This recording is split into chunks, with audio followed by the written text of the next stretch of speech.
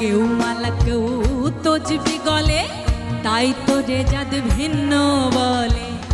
বাংলার মাটিতে জন্ম নেওয়া এক অদ্ভুত মানুষ, যিনি ছিলেন না কবি, তবু কবিতার চেয়েও গভীর, ছিলেন না দার্শনিক, তবু দর্শনের চেয়েও বিস্তৃত। তিনি কোনো ধর্মের সীমানায় নিজেকে বাঁধেননি, আবার সব ধর্মের মাঝেই নিজেকে খুঁজে পেয়েছেন। তিনি হলেন লালন ফকির।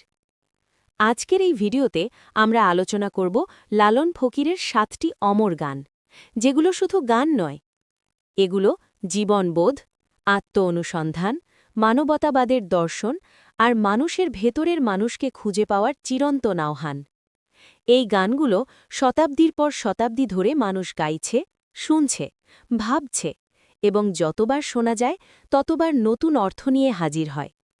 চলুন শুরু করা যাক সেই যাত্রা। গান 1, খাঁচার ভেতর অচিন পাখি কেমনে আসে যায়। গানের পরিচিতি। এই গানটি লালনের সবচেয়ে জনপ্রিয় ও বহুল আলোচিত গানগুলোর একটি। এখানে খাঁচা মানে দেহ, আর অচিন পাখি মানে আত্মা। গানের ভাবার্থ বিশ্লেষণ। খাঁচার ভেতর অচিন পাখি কেমনে আসে যায়, ধরতে পারলে মনোবেড়ি পাখিটার পায়। এই গানে লালন প্রশ্ন করছেন, মানুষের দেহে আত্মা আসে কিভাবে, মৃত্যুর পর সে কোথায় যায়। তিনি আত্মাকে কোনো ধর্মীয় তত্ত্বে ব্যাখ্যা করেননি, বরং প্রশ্ন ছড়ে দিয়েছেন মানুষের বিবেকের দিকে। দার্শনিক দৃষ্টিভঙ্গি। এই গানটি মূলত দেহতত্ত্ব ও আত্মতত্ত্ব নিয়ে। লালনের মতে আত্মা বন্দী নয়, দেহ ক্ষণস্থায়ী। মানুষ আসল সত্যকে বোঝে না, কারণ সে বাহ্যিক খাঁচায় আটকে আছে। Video visual suggestion. ধোঁয়াটে আলো, পাখির উড়ে যাওয়ার স্লো মোশন, পুরনো গ্রাম বাংলার দৃশ্য। গান 2, সব লোকে কয় লালন কি জাত সংসারে। সামাজিক প্রেক্ষাপট। এই গানটি লালনের সবচেয়ে বিপ্লবী গান।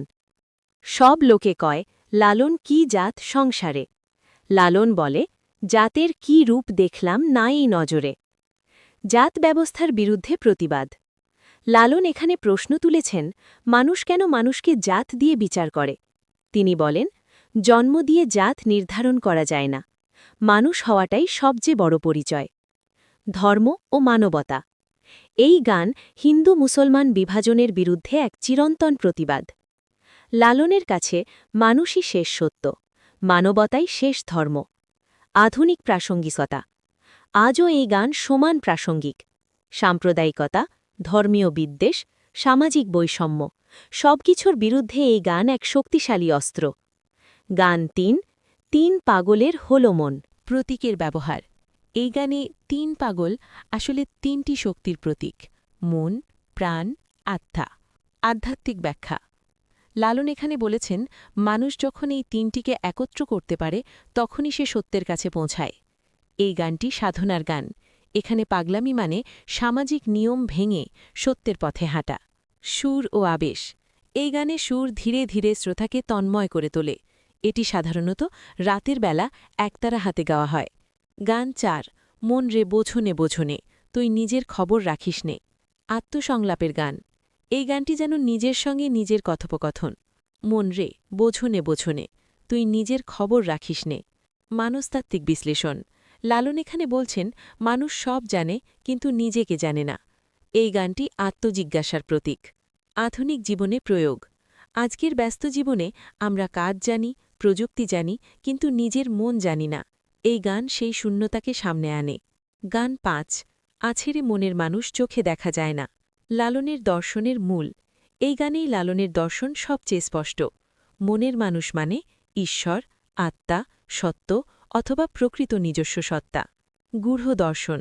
লালনের মতে ঈশ্বর বাইরে নেই, তিনি মানুষের ভেতরেই আছেন, কিন্তু মানুষ বাইরে খোঁজে। Video visual. চোখ বন্ধ করা মানুষ, আলো অন্ধকারের খেলা, ধ্যানমগ্ন মুখ। গান 6, ধনধান্যে পুষ্পে ভরা। লালন প্রভাবিত ভাবধারা বিশ্লেষণ। এই গানটি সরাসরি লালনের লেখা না হলেও লালনের মানবতাবাদী দর্শনের গভীর প্রভাব রয়েছে। লালনের প্রভাব। এই গান দেখায় বাংলার জাতীয় চেতনা কিভাবে লালনের ভাবধারা দ্বারা প্রভাবিত। সাংস্কৃতিক উত্তরাধিকার। লালন শুধু গান লেখেননি, তিনি একটি চিন্তার ধারার জন্ম দিয়েছেন। গান 7, এমন মানব জনম আর কি হবে? মানব জন্মের মূল্য। এই গানটি জীবনের ক্ষণস্থায়িত্ব নিয়ে। এমন মানব জনম আর কি হবে? মন যা কর কর এইভাবে। জীবনের দর্শন। লালন বলছেন, মানুষ হয়ে জন্ম নেওয়া বিরল, এই জীবনেই সত্যের সন্ধান করতে হবে। মৃত্যু চিন্তা ও মুক্তি। এই গানটি মানুষকে সচেতন করে, সময় নষ্ট করো না। উপসংহার। লালন ফকির ছিলেন না কোনো ধর্মগুরু, ছিলেন না কোনো রাজনীতিবিদ, ছিলেন না কোনো পণ্ডিত, তিনি ছিলেন মানুষের মানুষ। তার গান আমাদের শেখায়, নিজেকে চেনো, মানুষকে ভালোবাসো, বিভাজনের